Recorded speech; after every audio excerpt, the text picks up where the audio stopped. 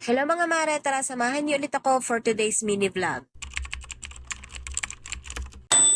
At dahil napakainit na nga ng panahon ngayon, maaga pa lang ipinapaliguan ko na nga itong aming baby bunso. Habang inihahanda ko nga ang panligo niya, ipinabantayan ko nga muna siya dito kay ate at dahil nagliligalig nga, ay pinakarga ko nga muna sa kanya. Marunong na naman magkarga si ate ng bata dahil nung maliit pa nga itong si Rizel ay kinakarga na nga din niya yan. Baka isipin naman ng iba dyan ay kinakawawa ko tong si ate at pinagbabantay ko lang ng mga kapatid niya. Inuutusan ko yan si ate dito sa bahay, hindi para sa akin, kundi para din yun sa kanya. Yung mga simpleng gawain na dapat naman ay kayang-kaya na niyang gawin ay inuutos ko sa kanya minsan pero hindi naman palagi, lalo na kapag pumapasok siya sa school ay hindi ko naman siya palaging inuutusan dito sa bahay. Yung kapag wala lang siyang pasok ay dapat lang naman talaga na matuto sila na tumulong dito sa gawaing bahay dahil balang araw ay para din naman yun sa kanila. Iba't iba naman tayo ng pagpapalaki at pagdidisiplina sa mga anak natin. Kung kayo hindi nyo inuutusan ng mga anak nyo sa bahay ay iba-iba naman tayo. Iniisip ko kasi paano na lang kapag napunta sila sa ibang bahay tapos wala silang alam sa gawaing bahay, o di ba sila din naman yung nakakahiya. Dahil hindi naman habang buhay ay nasa poder natin sila tapos lagi tayong nasa tabi nila, kaya kailangan talaga tinuturuan natin sila ng mga gawaing bahay, mapababae man o mapalalaki ang mga anak natin. Pero hindi ko kayo tinuturuan ha, gaya nga ng sabi ko, iba't iba tayo ng pagpapalaki ng mga anak natin. Sabi nga nila, bago ka magdisiplina ng anak ng iba ay anak mo muna yung disiplinahin mo. Nakakahiya naman na nagdidisiplina tayo ng anak ng iba, sarili nating anak hindi natin madisiplina. Napunta na nga ako sa pagdidisiplina ng anak ay gumagawa lang naman ako ng mga gawaing bahay. At eto nga't nakatapos na ako sa paglilinis dito sa lababo at nakapaghugas na ako ng mga hugasin. Nag-upgrade na nga ako ng bagong condiments bottle dahil hindi ko na nga gusto yung luma ko. Bukod sa nagli-leak ay nabasag na nga din yung isa kaya kulang na nga siya ng isa. Dapat na nga din ang binili ko para naman pare-parehas sila. Mas gusto ko nga itong bago kong condiments bottle dahil bukod sa hindi siya nagli-leak ay automatic na nga yung kanyang takip. Kusa na siyang magbubukas at kusa na ding magsasara. Mas maganda nga to kung may label para naman hindi malito ang mga kasama natin sa bahay. Pagkatapos ko nga hugasan ng mga condiments bottle ko at malagyan ko ng laman ay nagsalang naman ako ng sinaing. At sa tuwing magsasaing talaga ako, naglalagay ako ng suka, lalo na nga ngayon tag-init na naman ang panahon at mabilis talaga mapanis ang kanin. At habang nagsasaing ako sa kabila ay dito naman sa kabila ay naggisa lang ako ng corned beef. Corned beef na nga lang nga niluto ko dahil wala na nga akong maisip na maiulam. Nilinis ko na nga itong ibabaw ng cabinet dahil ilalagay nga dyan ng asawa ko itong bago naming TV. Matagal na nga itong nire-request ng mga anak ko para naman daw makapanood sila ng YouTube o kung ano pang gusto nilang panoodin dahil yung luma nga namin TV ay hindi na nga namin nagagamit. Pansamantala, dito nga muna inilagay ng asawa ko sa ibabaw ng cabinet at saka na nga lang ilalagay sa wall. Ipinalipat ko nga ng pwesto dahil mas maganda at mas bagay ng tingnan kung dito nga siya ipopwesto. Grabe, naaalala ko nung bata pa lang ako, pangarap ko lang magkaroon ng TV. Tingnan nyo naman tong baby bunso ko at ang sarap ng panonood.